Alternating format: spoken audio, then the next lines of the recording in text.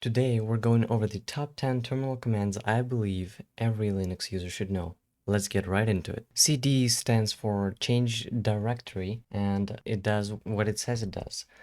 We can do CD and it'll bring us back to our home directory, or we can type in an actual directory path.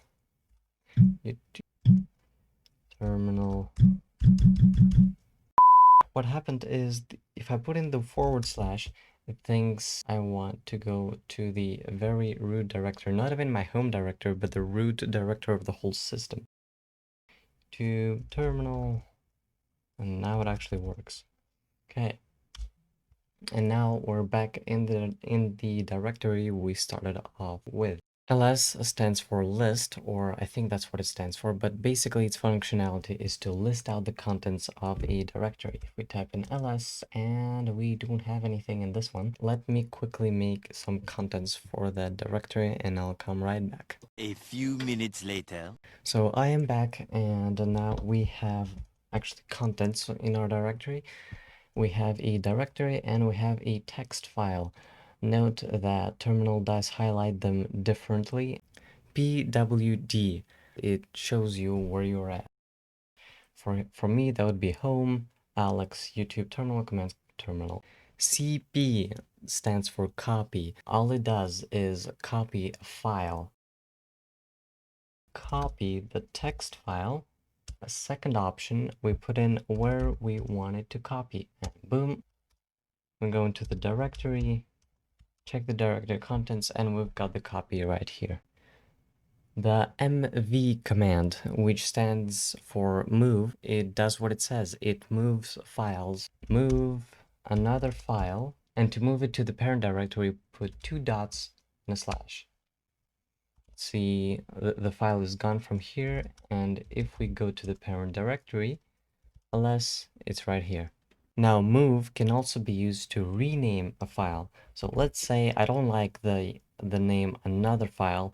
I just want it to be named file. Move another file, file, ls, and now it's named file. The touch command just creates another file. Touch yet another file, yet another file. mkdir, make directory, basically just creates a directory. So if we do mkdir another directory, or just another dir will do, ls, we got another directory. rm, that's a command that stands for remove, removing anything. Let's say we want to remove the yet another file. It's gone. Top, this is like your task manager in Windows. It allows you to view, well, the tasks that take up most of the space. So I type in top and we get a whole bunch of stuff. We get the CPU usage, the memory usage, the user that has control over it. And to exit out of it, you just press Q. Clear, it does what it says. It just clears up the terminal window. Okay, now I know this is supposed to be a video about the top 10 terminal commands, but I couldn't really make this video without including the 11th one, which I think is a pretty important one. The man command. It can tell you anything and everything there is about a certain command. Let's say man ls.